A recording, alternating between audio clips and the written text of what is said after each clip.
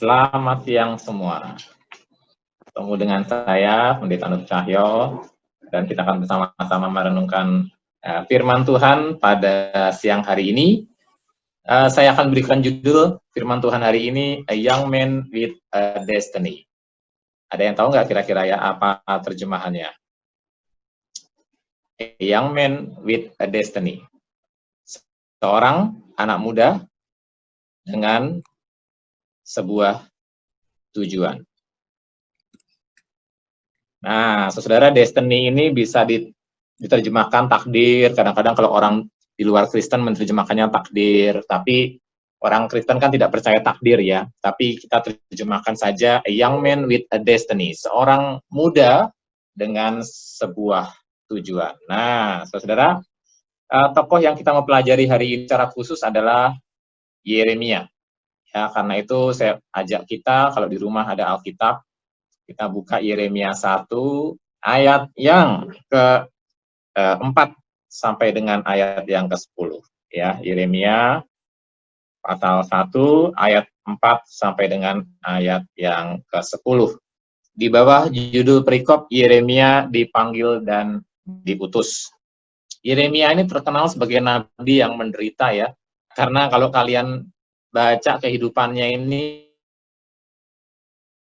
dia adalah seorang nabi yang penuh dengan penderitaan.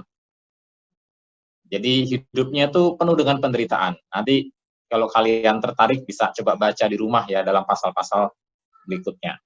Nah, sebelum kita membahas Yeremia 1 ayat 4 sampai 10, mari sebelumnya kita bersatu di dalam doa. Ya. Bapa di surga, kami bersyukur kepada Tuhan, terima kasih karena kesempatan kami belajar firman Tuhan hari ini. Biarlah firman Tuhan berbicara kepada kami semua sebagai anak-anak muda, menolong kami untuk hidup berkenan di hadapan Tuhan, di tengah-tengah segala tantangan kehidupan kami, belajar dari sesama orang muda yang bernama Yeremia, dan terutama kami belajar dari Tuhan Yesus sendiri. Terima kasih Bapa, demi nama Tuhan Yesus kami berdoa, memohon bimbingan Roh Kudus-Mu, untuk melayakkan, menguduskan, menolong pikiran hati kami bisa fokus kepada firman Tuhan. Demi nama Tuhan Yesus kami berdoa, haleluya. Amin. Nah, rekan-rekan muda sekalian, Yeremia 1 ayat 4 sampai 10 saya tidak akan baca semuanya ya. Tapi saya akan coba mengajak kita membuka dari Yeremia 1 ayat 4 sampai 5 dulu. Nanti baru kita sambung setelah ada pembahasan selanjutnya ya. Firman Tuhan datang kepadaku bunyinya. Kepada Yeremia maksudnya. Sebelum aku membentuk engkau dalam rahim ibumu, aku telah mengenal engkau. Dan sebelum engkau keluar dari kandungan, aku telah menguduskan engkau. Aku telah menetapkan engkau menjadi nabi bagi bangsa-bangsa. Teman-teman perhatikan nggak? Di situ ada kata kerjanya tuh apa saja tuh ya. Membentuk, mengenal, apalagi? Menguduskan, apalagi? Menetapkan. Dan perhatikan dari setiap kata kerja itu selalu didahului dengan kata apa? Aku, A-nya huruf besar ya. Aku membentuk. Aku telah mengenal. Aku telah menguduskan. Aku telah menetapkan. Jadi saudara, kita melihat fokusnya pada aku. Di sini bukan akunya Yeremia, tapi akunya huruf besar, yaitu Tuhan sendiri. Nah, rekan-rekan muda sekalian, di sini Yeremia yang masih muda, kalau kita pikir-pikir mudanya itu seberapa muda sih? Nah, ada yang mengatakan sekitar umur 20-an, bahkan ada yang mengatakan sekitar umur mungkin di bawah 18 atau 19.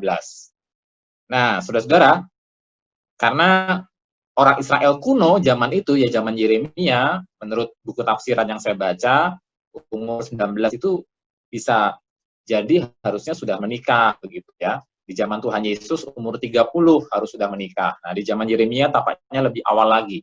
Nah, tapi di sini Yeremia masih mengaku dirinya masih muda.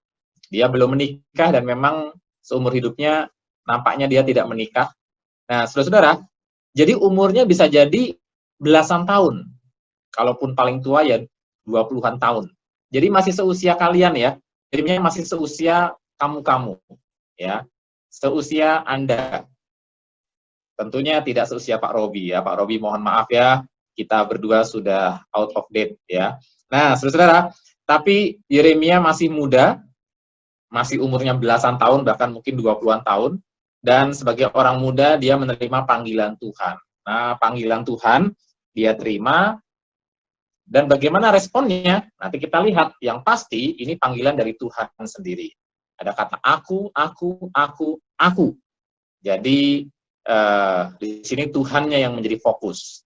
Nah, saudara, saya jadi teringat tulisan salah satu yang menarik dari bukunya Rick Warren ialah mengingatkan kita bahwa fokus hidup kita itu bukan diriku, ya. Fokus hidup kita itu bukan diriku, tapi fokus hidup kita itu apa sih? Fokus hidup kita adalah Allah. Nah, saudara, jadi itu diingatkan dari bukunya Rick Warren ya. Saudara, jadi fokus hidup kita adalah Allah. Yang menjadi pusat dari kehidupan kita sebagai anak-anak muda adalah Allah. Nah, karena itu kata-kata Rick Warren yang sangat penting dalam bukunya adalah bahwa hidup itu, life is not about us, ya. Hidup itu bukan tentang kamu dan saya. Ya, hidup itu tentang Tuhan. Dan sejarah itu bukan sejarah kamu dan saya, tapi sejarah Tuhan. His story. Ya. Jadi history atau sejarah adalah sejarahnya Tuhan. Nah, rekan-rekan muda sekalian, ini yang perlu kita ingat ya, saudara-saudara ya. Hidup itu bukan tentang kita. Ya, hidup itu bukan tentang kamu dan saya. Hidup itu tentang Tuhan. Selama 40 hari, ya, saya bukan penerbit buku ini dan saya tidak mempromosikan. Ada banyak hal-hal dari buku ini yang secara teologis, secara umum, ide dasarnya adalah hidup itu bukan tentang kita, tetapi tentang Allah, tentang rencananya. Namanya zigot, embrio, ya kan? Itu kan nggak punya kesadaran dalam proses pembentukan, meskipun dia sudah makhluk hidup. Nah, saudara, kali ini Allah yang menjadi fokus cerita hidup kita. Balik sedikit, jadi diriku, aku, dan saya. Jadi sama aja ya, pokoknya semua tentang aku, dan aku. Nah, firman Tuhan mengatakan kepada Yeremia, hidupmu bukan tentang kamu, tapi tentang aku yang hanya huruf besar, tentang Allah. Allah yang membentuk, mengenal, menguduskan, mengkhususkan, menetapkan, Allah yang punya rencana untuk seorang Yeremia dan juga untuk Anda dan saya. Dari mana tahu Allah punya rencana untuk hidup kita? Efesus 2 ayat 10 dengan jelas dikatakan bahwa Allah itu sungguh punya rencana bagi kamu dan saya. Ya, Efesus 2 ayat 10. Ini ayatnya sangat terkenal sekali ya. Efesus 2 ayat 10. Demikian firman Tuhan, Efesus 2 ayat 10. Karena kita ini buatan Allah, diciptakan dalam Kristus Yesus untuk melakukan pekerjaan baik yang dipersiapkan Allah sebelumnya. Ia mau supaya kita hidup di dalamnya. Tuhan telah membentuk Yeremia sedemikian rupa sehingga Yeremia punya minat, kapasitas, punya kecenderungan tertentu yang Tuhan persiapkan untuk mengemban tugas tertentu. Demikian juga kamu dan saya.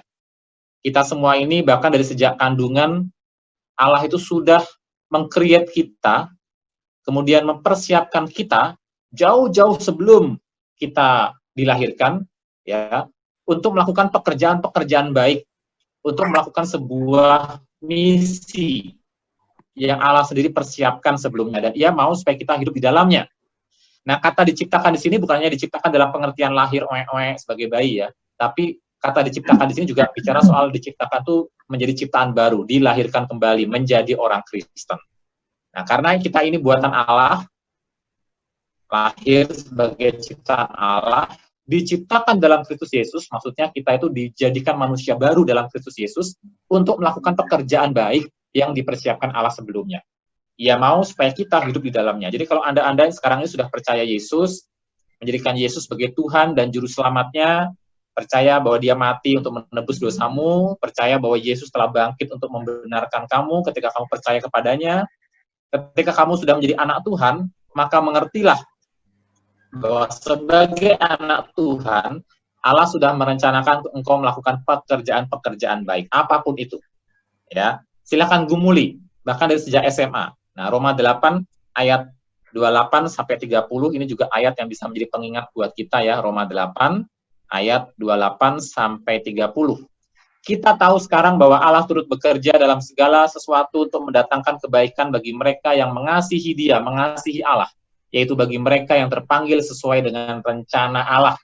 Nah, ini ayat biasa dipakai untuk kita yang misalnya menerima musibah, bencana, patah hati, putus pacar. Kita langsung menghibur diri dengan mengatakan, Allah turut bekerja dalam segala sesuatu untuk mendatangkan kebaikan. Nah, kita menghibur diri dengan ayat ini ya. Tapi sebetulnya ayat ini lebih dalam dari itu. Bukan sekedar sebagai obat penenang, obat penghibur. Lebih dari sekedar itu, saudara. Ayat ini ingin mengingatkan kita bahwa Allah sungguh-sungguh berdaulat dalam hidup kita, memakai segala hal termasuk yang buruk sekalipun, termasuk ketika memakai kamu lahir dari papa mama yang mungkin melahirkan kamu karena kecelakaan, dalam tanda kutip tadi ya. Jadi kamu lahir ke dunia itu pas kamu lihat foto pernikahan, loh kok ternyata papa saya menikah setelah tahun lahir saya lebih duluan ya. Wah, berarti saya lahirnya di luar nikah dong. Nah, mungkin banyak di antara kamu bisa kecewa kayak teman saya tuh, ya. Teman saya kecewa sekali karena dia mengetahui bahwa ternyata dia lahir di luar nikah. Ya, hasil hubungan yang di luar nikah begitu ya. Dia sangat kecewa sekali, tapi kita tidak, meskipun perbuatan itu dosa, dan pasti dosa ya, berhubungan seks di luar nikah itu dosa, ya. Tetapi Allah sanggup mengubah segala hal buruk untuk menggenapkan rencananya, termasuk ketika menghadirkan kita di tengah-tengah keluarga macam itu, ya. Papa mamamu bisa gagal, orang tuamu bisa jatuh, orang tuamu bisa mengalami kegagalan, tetapi itu tidak menjadi alasan untuk kamu mengikuti jejak kegagalan mereka. Itu tidak menjadi alasan bagi kamu untuk mengikuti jejak kegagalan mereka. Nah, karena itu anak-anakku sekalian, ingat, melalui hal yang buruk sekalipun, Allah menghadirkan kamu di dunia. Dan di dunia ini Allah punya rencana buat kamu. Allah mengasihi kamu, dan Allah memanggil kamu sesuai dengan rencananya. Sebab semua orang yang dipilihnya dari semula, mereka juga ditentukannya dari semula untuk menjadi serupa dengan gambaran anaknya.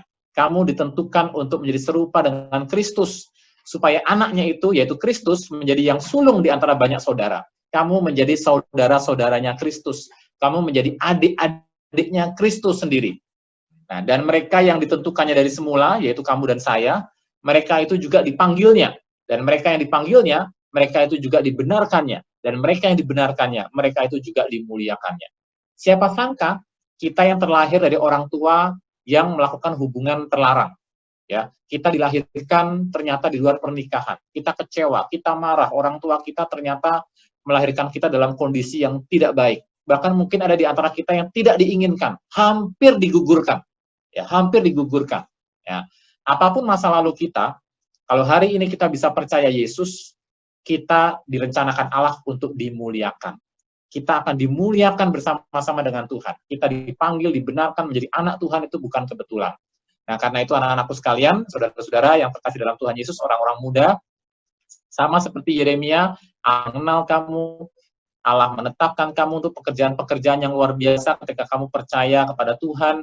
Allah telah mengkhususkan kamu untuk sebuah misi. Allah mengkhususkan kamu untuk mengerjakan sebuah pekerjaan. Nah, tinggal sekarang masalahnya adalah, mau nggak kamu bergumul, mencari tahu, apa sih rencana Tuhan buat hidup saya? Gumuli. Nah, siapa bilang anak SMA tidak bisa bergumul untuk masa depan? Nah, saudara, ketika saya bertobat kelas 1 SMA, itu adalah titik pertama kali saya mengenal Tuhan Yesus secara pribadi dan percaya Tuhan Yesus, meskipun dari kecil saya dari TK sudah Kristen ya. Itu saya sangat aktif sekali sekolah minggu. Saya pintar sekali Alkitab. Saya ikut drama-drama Natal. Ya, rumah saya dipakai menjadi gereja. Ya. Nah, saudara, jadi saya bertumbuh jadi dalam keluarga Kristen, tapi saya benar-benar mengenal Tuhan itu ketika kelas 1 SMA, ketika suatu hari ada teman mengajak saya ikut KKR ya, Kebaktian Kebangunan Rohani. Judulnya KKR-nya itu SOD, Student of Destiny. Ya, siswa atau pelajar dengan tujuan. Nah, jadi dalam KKR itu siswa-siswa satu kota, ya sekota Bogor itu dikumpulkan untuk mendengar firman Tuhan dan belajar bahwa kamu tuh anak-anak muda tuh punya tujuan loh. Karena apa? Allah punya tujuan untuk kamu. Sehingga hidupmu tuh bukan hidup yang mengalir kayak air ya. Tadi malam kami dengar khotbah di kebaktian youth ya, kebaktian pemuda di Kalang Kudus Jayapura. Hidup itu nggak boleh hanya mengalir saja. Ya, kalau mengalir saja tuh ujung-ujungnya selokan. Kamu mau jatuh ke selokan. Nah, jadi hidup itu punya tujuan. Ya, jangan hidup tuh seperti sebelumnya di kebaktian pemuda yang sebelumnya ada Kak Hendra juga mengingatkan ya. Hidup itu bukan sekedar siklus ya. Hari ini melahirkan anak, kemudian anaknya besar, sekolah untuk apa? Untuk kerja untuk apa? Punya keluarga, menikah buat apa? Punya anak, lalu mati. Nanti anaknya gitu lagi mengulangi siklus yang sama. Nah, saudara, hidup tuh nggak kayak begitu. Setiap kita dihadirkan di dunia itu sama seperti Yeremia, ada maksud Tuhan, ada rencana Tuhan. Secara khusus buat Yeremia, dalam konteks itu dia punya ditetapkan Tuhan untuk sebuah tujuan. Nah, karena itu saudara, dalam KKR itu saya belajar, wah lagunya sampai sekarang saya ingat ya, I'm a student of destiny, akulah siswa dengan tujuan. That's who I am, itulah aku.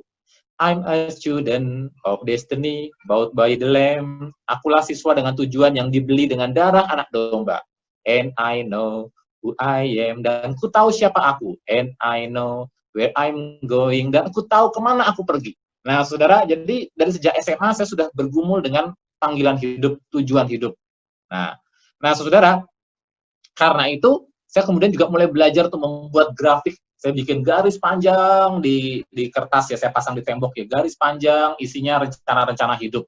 Saya tulis usia sekian rencana S1, usia sekian rencana S2, rencana S3 usia sekian, menikah usia sekian, punya anak usia sekian. Meskipun hampir semuanya nggak kesampaian sih. Ya, yang satu-satunya yang kesampaian persis itu menikah. Saya target menikah umur 30. Tuhan ada cewek mau sama saya, ya. Nah, saudara, jadi itu aja yang terwujud, yang lain-lain meleset-meleset, ya. Nah, tapi poinnya adalah saya menjadi anak muda yang dari sejak SMA terlatih untuk punya rencana hidup. Hidup nggak hanya untuk mengalir saja. Nah, itu poinnya di situ ya, saudara ya. Nah, kemudian di situ pula saya belajar untuk mendisiplin diri. Ya, puji Tuhan waktu itu yang namanya game-game tidak semudah sekarang ya. Dulu kalau kita mau main game itu biasanya hanya teman-teman tertentu yang punya Nintendo gitu-gitu ya, yang orang-orang kaya lah, yang punya duit, yang bisa main game dengan alat-alat tertentu gitu ya. Nah kalau zaman sekarang kan kita bangun tidur aja udah pegang HP, ada gamenya. Nah zaman dulu nggak begitu. Jadi saya masih agak beruntung sih. Agak beruntung pikiran saya itu tidak, waktu saya nggak terlalu banyak habis untuk game, meskipun saya tidak melarang game ya, karena saya juga suka main game. Jadi kalau lagi waktu lowong gitu ya, tapi itu saya tidak mau itu membuat saya kecanduan. Ya, saya tidak mau kecanduan. Karena saya tahu saya hidup untuk apa dan waktu saya terbatas sekali. Jadi itu hanya untuk refreshing saja, setelah itu tinggal begitu. Nah, saudara sekalian, jadi kita belajar melihat bahwa dalam hidup kita sebagai seorang anak muda, kita harus sadar Allah membentuk kita itu, mengenal kita, Allah mengkhususkan kita, menetapkan kita untuk sebuah pekerjaan atau sebuah misi itu sangat-sangat mungkin, bahkan itu yang terjadi begitu ya dalam hidup Yeremia. Nah, saudara, jadi bukan hanya sebuah kemungkinan, tapi berdasarkan Roma dan berdasarkan Efesus itu menjadi sebuah kenyataan. Kita ini sudah direncanakan Allah untuk sebuah pekerjaan baik. Nah, memang si Yeremia sendiri ketika usia 20 tahunan itu dipanggil Tuhan, dia menjawab, maka aku menjawab di dalam Yeremia 1 ayat 6 ya. Bagaimana jawaban Yeremia? Dia menjawab dengan penuh keengganan ya. Dia menjawab dengan penuh keraguan ya. Dari mana kita tahu dia ragu-ragu? Dari kalimat berikutnya yang bisa kita baca ya. Dikatakan maka aku menjawab ya. Maka aku menjawab katanya. Saya buka dulu Yeremia ya. Ah Tuhan Allah, sesungguhnya aku tidak pandai berbicara, sebab aku ini masih muda. I'm still young, ya, forever young. Nah, jangan ya. Tetapi Tuhan berfirman kepadaku, janganlah katakan aku ini masih muda, tetapi kepada siapapun engkau kuutus haruslah engkau pergi, dan apapun yang kuperintahkan kepadamu haruslah kau sampaikan. Teman sekalian, si Yeremia ini hidup sejaman dengan raja yang bernama Yosia. sama sepantaran. Nah, sebelum Raja Yosia, sebetulnya opanya Raja Yosia, sebelum zamannya Yeremia, ada Raja Yehuda namanya Manasya, itu kurang ajar banget. Ya, Raja Manasya itu sangat-sangat melawan perintah Tuhan, bahkan dia termasuk yang mengembangkan kembali kebiasaan mengorbankan, membakar anak-anak hidup-hidup untuk dipersembahkan kepada dewa-dewa. Nah, jadi kalau kamu hidup dalam kerajaan Yehuda pada waktu itu, ngeri sekali ya, anak-anak manusia itu dibakar hidup-hidup. Anak-anak manusia itu dibunuh, disembelih, dibakar di meja persembahan untuk dewa-dewa. Nah, itu Raja Manasye. Kemudian dia sempat bertobat, tapi kondisi bangsa itu sudah terlanjur rusak, ya. Kemudian muncul Raja Amon, memerintah sebentar, tapi tidak mengubah keadaan, ya.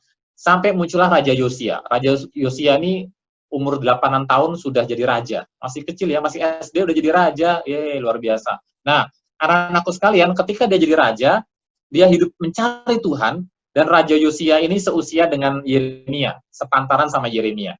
Nah, Raja Yosia ini membuat sebuah reformasi politik, reformasi besar-besaran, karena dia takut akan Tuhan. Di zaman Raja Yosia, kitab suci, Taurat, yang selama ini hilang, ketemu kitab sucinya itu, di reruntuhan, di sela-sela sudut reruntuhan bangunan, begitu ya. Nah, saudara, jadi terjadilah reformasi, terjadilah pembaruan oleh Raja Yosia. Tapi pembaruan ini kan pembaruan dari raja ya. Secara politis dipaksakan. Seluruh rakyat harus berubah. Tapi hatinya nggak bisa berubah. Karena yang bisa mengubah hati itu bukan aturan, tapi firman Tuhan.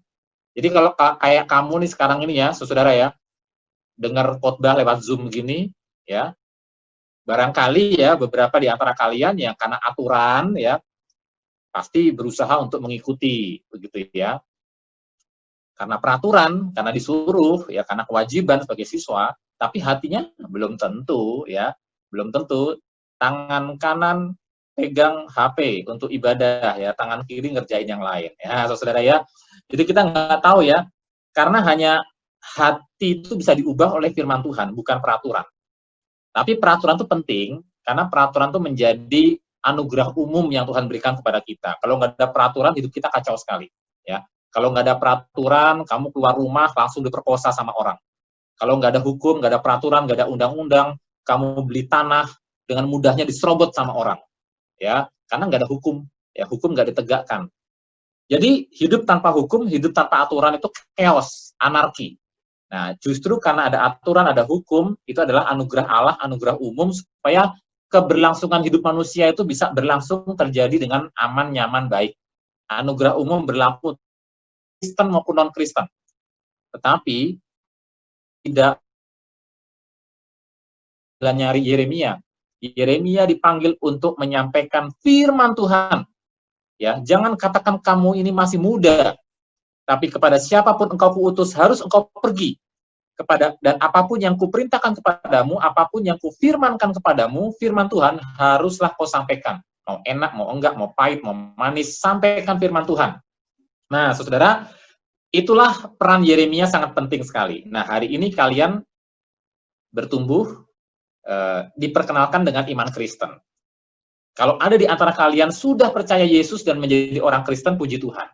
Sebagai orang Kristen, sebagai orang percaya, kamu ini punya tugas yang mulia.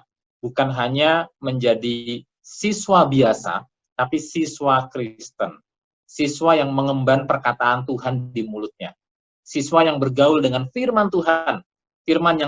Siswa yang cinta dengan firman Tuhan. Pak Jerry Langi, kepala unit kalian, kepala SMA ya, itu memberi teladan bagus. Membaca Alkitab sudah sampai mungkin 6 atau 7 kali bolak-balik ya, habis firman Tuhan dari Kejadian sampai Wahyu ya. Nah, saudara, bukan soal berapa kali jumlahnya membaca ya, tapi intinya adalah makin kalian ingin hidupnya, pikirannya dipengaruhi oleh firman Tuhan, ya tentunya makin harus bergaul dengan firman gitu ya. Harusnya ya, meskipun banyak membaca Alkitab tidak menjamin kita diubahkan ya. Tetapi apa caranya untuk kita bisa berubah kalau bukan dengan membaca firman?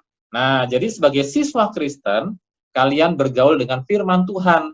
Tapi tidak hanya itu, saudara, kalian juga dipercaya firman Tuhan itu untuk ada di mulut kalian, ada dalam hidup kalian, ada dalam perkataan kalian, tutur kata kalian, bahkan dalam TikTok kalian. Nah, jadi TikTok itu bukan hanya untuk dansa-dansi, nari ya, itu juga bagus untuk refreshing. Tapi lihat, banyak orang pakai TikTok untuk hal-hal positif. Bahkan Presiden Jokowi ya mengamanatkan, tularkan nilai-nilai Pancasila pakai TikTok. Nah, makanya saya dengar, kalian bisa lihat di TikTok ya, firman Tuhan pun diberitakan pakai TikTok. Belajar bahasa Korea aja pakai TikTok orang sekarang ya. Saya baru tahu ternyata Samsung bacanya bukan Samsung, Samsung. Ya. Nah, itu dari mana? Dari TikTok. Jadi saudara, gunakan sarana yang ada untuk menyampaikan firman Tuhan, karena kalian bukan siswa biasa. Kalian siswa dengan tujuan, siswa dengan firman Tuhan, siswa yang mengemban amanat Tuhan, dan itu yang sanggup mengubahkan hati orang. Jadi kalian belajar baik-baik, belajar fisika, kimia, biologi, semua ilmu, dan menjadi orang sukses nantinya. Tapi yang membuat orang sukses sejati, itu bukan karirnya. Tapi ketika melalui karirnya, firman Tuhan diberitakan, dan hidup kalian berdampak, bukan dampak secara ekonomi saja bagi orang lain ya, tapi dampak kekal. Sampai suatu hari orang mengatakan gini, tahu nggak, saya ini konglomerat tapi brengsek. Misalnya nih, ada konglomerat ngomong gitu, saya konglomerat tapi brengsek. Ya, tapi karena saya ketemu seorang siswa Kristen nih, ketemu di waktu lagi lari pagi di GOR misalnya ya, siswa ini namanya Stefani, ya, ngobrol, dia menyampaikan satu kata kalimat yang buat saya tuh mikir, nggak bisa tidur. Padahal tuh kata-katanya dari firman Tuhan misalnya ya. Nah, mulai di situ dia berubah, dan dia diubahkan. Bisnisnya, caranya dia bisnis, cara dia usaha, cara dia memperlakukan karyawannya berubah. Nah, kehidupan karyawannya terpengaruh karena bosnya berubah. Dan dari mana bosnya berubah? Karena seorang siswa Kristen bernama Stefani misalnya ya, menyampaikan suatu perkataan yang bernilai kekal. Ketemu nggak sengaja di mana? Di GOR, lagi olahraga. Nah, saudara, tentu tidak sesuatu yang tidak disengaja ya, karena di dalam Tuhan punya rencana. Tapi bayangkan ya, seorang siswa berdampak bagi kehidupan karyawan sebuah perusahaan hanya karena satu kalimat firman Tuhan yang dia sampaikan. Apakah hal itu mustahil? Sangat bisa terjadi, saudara. Tapi disinilah ada perasaan gentar dari seorang Yeremia, tapi Tuhan menguatkan Yeremia, ya. Apapun yang kuperintahkan, sampaikan. Nah, saudara, dan berikutnya ayat 8 sampai 10, ya, firman Tuhan mengingatkan kita, hidup Kristen bukannya tanpa tantangan. Jangan kemudian kalian protes, Tuhan sudah mengikuti rencanamu, tapi kenapa hidupku susah? Justru di situ, ya. Kamu dipanggil untuk melakukan menghidupi firman Tuhan, dan itu berarti resikonya hidupmu susah. Ya, hidupmu tidak mudah. Karena dunia kita adalah dunia yang bermusuhan dengan firman Tuhan. Kamu menyampaikan firman Tuhan, kamu jadi musuhnya dunia. Jadi kalau mau hidup enak, jangan jadi orang Kristen. Ya, jangan jadi orang Kristen kalau mau hidup enak. Justru kamu hidup jadi orang Kristen akan penuh tantangan. Tapi anehnya ya, orang Kristen ya, udah tahu hidupnya susah, udah tahu hidupnya menderita, dianiaya, tapi kok nggak mau meninggalkan Tuhannya. Nah, itu rahasia orang Kristen ya. Karena hanya orang Kristen yang bisa memahami, Tuhan saya begitu baik sama saya, dan saya nggak sanggup membalas kebaikannya. Masakah Tuhan saya mau menderita, saya nggak mau menderita? Masakah saya mau hidup enak, sementara Tuhan saya mati di kayu salib? Nah, saudara, jadi itu yang mewarnai hidup orang Kristen, makanya orang Kristen berani menderita. Hidup tanpa takut, apalagi ada janji Tuhan. Firman Tuhan kepada Yeremia, janganlah takut kepada mereka, sebab aku menyertai engkau untuk melepaskan engkau. Berarti ada kata melepaskan ya, berarti Yeremia akan dipenjara. Dan memang seumur hidup Yeremia hidupnya susah banget. Dia dimasukin sumur, dia dipasung, dia dipenjara, dia diolok, dihina, dia mau diancam dibunuh beberapa kali. Pokoknya Yeremia tuh 40 tahun pelayanan hidupnya susah banget. Matinya pun nggak jelas, karena dibawa lari orang ke Mesir. Jadi kita nggak tahu matinya gimana. Ya. Nah, saudara, lalu Tuhan mengulurkan tangannya dan menjamah mulutku. Tuhan berfirman kepadaku, kata Yeremia, sesungguhnya aku menaruh perkataan-perkataanku ke dalam mulutmu, ketahuilah pada hari ini aku mengangkat engkau atas bangsa-bangsa dan atas kerajaan-kerajaan untuk mencabut dan merobohkan untuk membinasakan dan meruntuhkan, untuk membangun dan menanam. Seorang anak usia belasan tahun dipanggil oleh Tuhan untuk meruntuhkan kerajaan dan untuk membangun, menegakkan kerajaan. Luar biasa. Ya, saudara, anak-anakku sekalian, aku mampu bersama Tuhan. Engkau adalah seorang siswa, seorang remaja dengan tujuan. Allah tidak kebetulan menghadirkan kamu di Kalam Kudus, Allah tidak kebetulan menghadirkan kamu di keluarga macam apa, Allah tidak kebetulan menghadirkan kamu untuk mendengarkan firman Tuhan hari ini, Allah tidak kebetulan untuk mengizinkan engkau mengalami apapun kali ini, hari ini yang kamu hadapi, patah hati, diputus cinta, dikhianati, apapun itu ya, Allah tidak kebetulan, karena Tuhan punya rencana yang jauh lebih besar, yang melampaui pikiranmu, dan hidup bukannya tanpa tantangan, kalau mau seturut dengan firman Tuhan, tapi percayalah Tuhan menyertai. Tuhan menguatkan.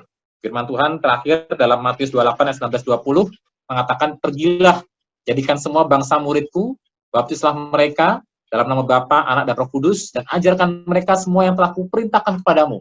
Dan ketahuilah, I'm with you. Aku menyertaimu sampai kepada kesudahan zaman. Pacarmu meninggalkan kamu, Yesus mengatakan, I'm with you.